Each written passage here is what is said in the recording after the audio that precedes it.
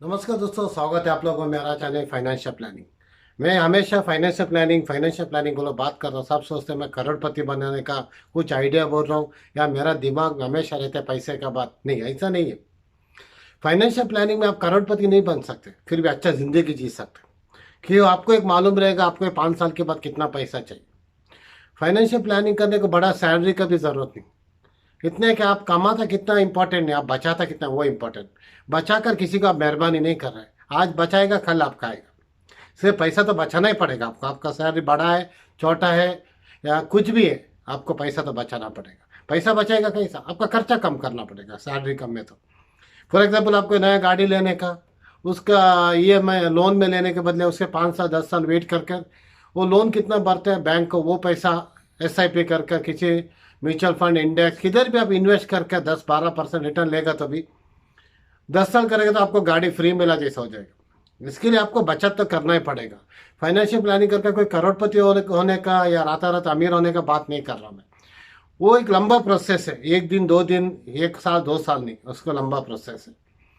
आप आज financial planning कर कर कुछ करेगा, आपका बच्चे लोगों का अच्छा हो जाएगा। इसके लिए फाइनेंशियल प्लानिंग बहुत ज़रूरी है।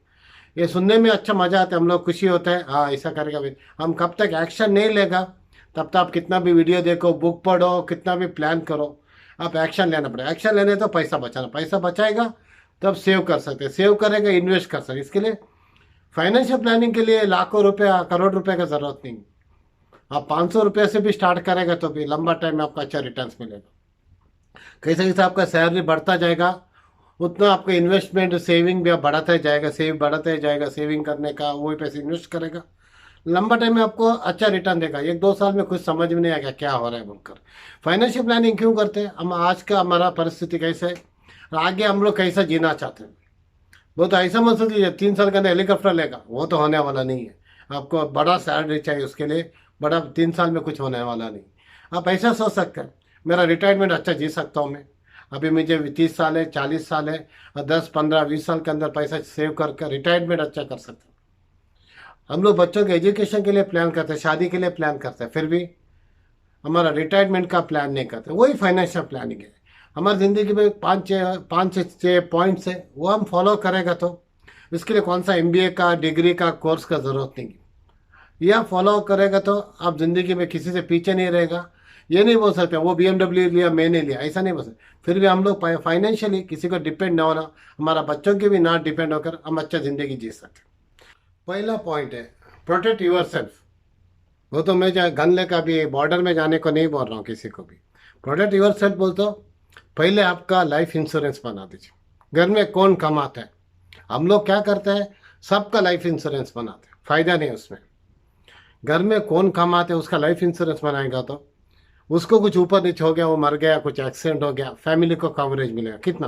5 लाख 10 लाख नहीं, कम से कम 50 लाख या 1 करोड़ का कवरेज लेना चाहिए। क्यों? 5-10 लाख 15 लाख में आज के तारीख में कुछ नहीं होता। हमको सुनने तक अच्छा मजा आता है, हाँ 5 लाख 10 लाख उसमें कुछ आता नहीं। क्यों? परचेसिंग पावर अभी कम हो गया पैसे का। इसके लिए लाइफ इंश्योरेंस कौन घर में कमाते हैं उसको ज़रूर चाहिए। क्यों? फैमिली को सपोर्ट के लिए। और हेल्थ इंश्योरेंस घर में सब फैमिली मेम्बर्स को चाहिए। एटलीस्ट 3 से 5 लाख तक हेल्थ इंश्योरेंस चाहिए। क्योंकि एक बार आप हॉस्पिटल जाएगा 15,000 20,000 30,000 कैसे गया मालूम नहीं पड़ेगा। वो हेल्थ इंश्योरेंस लेगा साल का, अच्छा कंपनी का, 7 से 15,000 तक भी मिलेगा कवरेज मैं साल का भरने का। फिर भी आपका बुरा टाइम में हॉस्पिटल जाएगा, कुछ इमरजेंसी का टाइम में आपको वो बहुत काम आएगा। हॉस्पिटल जाएगा तो कैसा पैसा जाएगा आपका, पूरा सेविंग का वाट लगाएगा। सेविंग ही नहीं तो बाद में आप इन्वेस्टमेंट का बारे में सोच ही नहीं सकते, लोन ही हो जाएगा ऊपर से। इसलिए हेल्थ इंश्योरेंस फैमिली में सबको चाहिए। लाइफ इंश्योरेंस कौन कमाते हैं उसके लिए। ये पॉइंट्स मैं हर वीडियो में बोलता हूँ, क्यों? ये बात आप लोगों के दिमाग में बैठना चाहिए बुका। दूसरा पॉइंट है इमरजेंसी फंड। इमरजेंसी फंड का वैल्यू क्या है हमको कोरोना का अभी सबको मालूम पड़ा है। इमरजेंसी फंड का भी वैल्यू मालूम पड़ा, हेल्थ इंश्योरेंस का भी वैल्यू मालूम पड़ा है। इसके लिए इमरजेंसी फंड एटलीस्ट हमारा 6 महीने का कितना खर्चा है उतना हमारा एफडी में या सेविंग अकाउंट में वो तो हमको आसानी से कभी भी निकालने जैसा पैसा रहना चाहिए। कभी भी इमरजेंसी फंड 6 महीने का रहेगा। कुछ बुरा टाइम आ गया या नौकरी चेंज करने का कुछ इमरजेंसी आ गया, तब आप किसी से लोन लेने का ज़रूरत नहीं है, वही फंड यूज़ कर सकते। हाँ, इमरजेंसी फंड टेबल का घूमने जाते तो पैसा निकालने का नहीं, वो घूमना इमरजेंसी नहीं है। हाँ, किसी किसी को रहेगा क्यों, फोटो डालने को, सोशल मीडिया के लिए। फिर इमरजेंसी फंड क्या है, दूसरा कौन सा भी ऑप्शन नहीं है आपके पास, अब यार लोन लेना पड़ेगा, नहीं तो दूसरा रास्ता ही नहीं, तब इमरजेंसी फंड यूज़ करने का। फाइनेंशियल प्लानिंग में तीसरा स्टेप है रिटायरमेंट। हम किसी को बोलेगा 30-35, भाई साहब रिटायरमेंट प्लान किया, अरे यार अभी मैं तो छोटा बच्चा हूँ, जवान हूँ, रिटायरमेंट के लिए बहुत टाइम है, हम उधर ही मार खाते। क्यों? रिटायरमेंट प्लान आप 25 उम्र होते पहले नौकरी करते, थोड़ा छोटा अमाउंट से भी रिटायरमेंट प्लान में इन्वेस्ट करेगा तो भी 25 से 35 10 साल डालकर वो पैसा छोड़ेगा तो भी मार्केट में, रिटायरमेंट फंड में, वो आपको 60 होते हो तो चप्पट बाढ़ के देगा। अमाउंट कितना ज़्यादा इंपॉर्टेंट है, भले आप छोटा अमाउंट स्टार्ट कर दीजिए, बाद में ऐड कर दीजिए, पावर ऑफ कंपाउंडिंग में आपको माला माल करेगा। कोई 35-40 तक आप रिटायरमेंट का प्लान ही नहीं किया तो आप एक बहुत रिस्की ज़िंदगी जी रहे हैं, फिर तो आपको मालूम नहीं आपका लाइफ में क्या हो रहा है। इसके लिए रिटायरमेंट प्लान केयरलेस मत कर दीजिए। क्यों? हम लोग ज़्यादा से ज़्यादा प्राइवेट काम करते हैं, प्राइवेट कंपनी में, उधर कुछ रिटायरमेंट फंड भी नहीं रहता है। 3 इडियट में बोलते हैं, पोस्ट मास्टर का आधा बॉडी रुक गया, सैलरी पूरा रुक गया बोलकर, एक दोस्त के बाप को। इसके लिए रिटायरमेंट टाइम में आपका शरीर भी आपका साथ नहीं देगा, उसके ऊपर आपका पैसा भी नहीं रहेगा, आप दूसरों को डिपेंड होना रहना पड़ेगा। पूरा ज़िंदगी काम कर कर रिटायरमेंट भी अच्छा से नहीं जी सकते तो अच्छा। मतलब मैं ये नहीं बोल रहा BMW में घूमने का, किसी को पैसे का डिपेंड ना होकर अपना ज़रूरत का चीज़ या वो तो क्या आपको खाना पीना क्या चाहिए, वो उसके लिए किसी के सामने हाथ आगे नहीं करने का जीना, उससे बड़ा अमीर आदमी दूसरा नहीं है दुनिया में। क्यों? आप कितना जवानी में कितना कमाए इम्पोर्टेंट नहीं, आप रिटायरमेंट के लिए आप कितना पैसा जमा कर कर का वो इम्पोर्टेंट है। क्यों? बुढ़ापे में बच्चे लोग देखते हैं बोलकर उनको भरोसा भी नहीं रहता, क्यों? उनको उनका जिम्मेदारी भी, और अभी इतना महंगाई में उनका एजुकेशन, उनका फैमिली, उनका शादी, उनका फैमिली बहुत, वो लोग चाहे तो भी आपको सपोर्ट कभी भी नहीं कर सकते मजबूरन। इसके लिए हम अपना रिटायरमेंट प्लान एटलीस्ट 25 से नहीं किया 35, एटलीस्ट लास्ट 40 का बाद तो भी एटलीस्ट करेगा तो भी कुछ ना कुछ हमारा भला हो सकता है। 40 बहुत देर हो गया, फिर भी एक कोशिश करेगा तो हम 10 साल फंड में भी डालेगा तो रिटायरमेंट फंड में 10-15 साल कुछ ना कुछ हमारा भला हो सकता है। इसके रिटायरमेंट में आप केयरलेस मत कर दीजिए। हम लोग पूरा प्लान करते हैं, रिटायरमेंट के बारे में सोचता ही नहीं, उधर ही हम लोग ज़िंदगी में मार खाते हैं। 4 पॉइंट है मैरिज और एजुकेशन। हमारा बच्चा लोग ग्रेजुएशन होता है 1-2 साल में शादी करते हैं, इसके लिए उनके पास ज़्यादा पैसा भी नहीं रहता, वो लोग सेटल होते होते शादी हो जाता है, एजुकेशन लोन भी रहता है या शादी का भी लोन रहता है। इसके लिए हम लोग पेरेंट्स अभी उनको फ्यूचर में कौन सा कोर्स करना पड़ेगा हम नहीं बोल सकते 100% ये पड़ेगा वो ही करेगा। इसके लिए अभी से थोड़ा पैसा जमा करके इन्वेस्ट कर कर लॉन्ग टर्म में उनको इन्वेस्टमेंट में अच्छा रिटर्न्स आकर उसमें उनके एजुकेशन का और शादी का, कम से कम एजुकेशन का तो करना पड़ेगा। एजुकेशन लोन नहीं तो एक शादी का लोन है तो मैनेज कर सकते हैं, दोनों लोन रहेगा उसको सर्वे करने को बहुत मुश्किल होता है। इसके लिए पहले से प्लानिंग करके रखना पड़ेगा। नंबर 5, घर खरीदना। घर खरीदना, सबको घर एक अपना घर एक फीलिंग रहता है, मानता हूँ घर तो चाहिए सबको।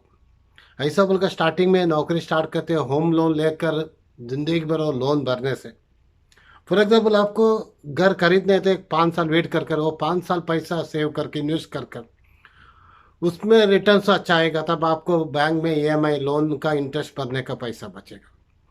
हर घर खरीदने से पहले आप और एक देखना पड़ेगा आपको अभी घर का ज़रूरत है या 5 साल की 10 साल की बात चाहिए। आप बोलेगा इन्फ्लेशन बढ़ता है महंगाई बढ़ता है, सही है, इन्फ्लेशन बढ़ता है महंगाई बढ़ता है, घर का वही पैसे इन्वेस्ट करेगा उससे ज़्यादा आपको रिटर्न आकर, वो रिटर्न का पैसा से भी आपका घर बन सकता है, आधा आधा घर फ्री बना जैसे हो जाएगा, और ऊपर से इंटरेस्ट का पैसा ही बचेगा। और आपको कितना बड़ा घर चाहिए, असल में आपको इतना बड़ा घर चाहिए, आपको सोसाइटी में दिखाने को, बड़ापन दिखाने को घर चाहिए। अब लोगों को खुश करने को बड़ा घर करेगा, उधारी करेगा, EMI तो खुद आपको ही भरना पड़ेगा, आपका रात का नींद खराब हो जाएगा, आपको डर डर कर रहना पड़ेगा। घर तो बड़ा है, घर से इनकम तो नहीं आता बड़ा घर बनाने से।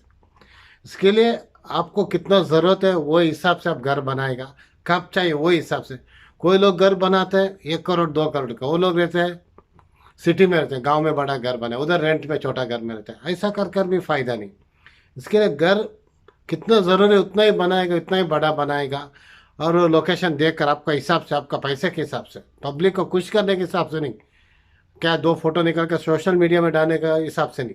वो फोटो 2 दिन में सब भूल जाएगा, पुराना हो जाएगा। ईएमआई तो भरना ही रहा पड़ेगा आपको लोन कंप्लीट होने तक, इंटरेस्ट तो बढ़ता ही जाएगा। इसलिए घर खरीदने से पहले सही से प्लान कर सोच कर, क्यों आपका घर खरीदने से अच्छा थोड़ा इन्वेस्ट करके उसमें रिटर्न में घर खरीदेगा, आपको इंटरेस्ट का पैसा बचेगा, आपका पैसा का ग्रोथ हो जाएगा। वो सोच समझ कर करना पड़ेगा। नंबर 6 और आखिरी पॉइंट, इन्वेस्टमेंट। इन्वेस्टमेंट कब तक आप करेगा नहीं, आप अमीर बन नहीं सकते। अमीर बोलते फाइनेंशियल इंडिपेंडेंट नहीं हो सकते। इन्वेस्टमेंट तो क्या, पूरा जगह शेयर मार्केट में नहीं डालने का, राता रात अमीर हो जाएगा बोलकर, वो भी आपका बर्बादी। क्यों, शेयर मार्केट में आप इतना ही पैसा डाल दीजिए, वो नुकसान हुआ तो भी आप बर्दाश्त कर सकते हैं, आपका पर्सनल लाइफ में फर्क नहीं पड़ेगा स्टार्टिंग में। क्यों, कब तक आप स्टडी नहीं करेगा, दूसरों का बात सुनकर इन्वेस्ट करेगा, आप कभी भी बर्बाद हो सकते हैं। स्टॉक मार्केट उतना आसान नहीं है, उतना मुश्किल भी नहीं है, उसके बारे में सही से स्टडी करेगा।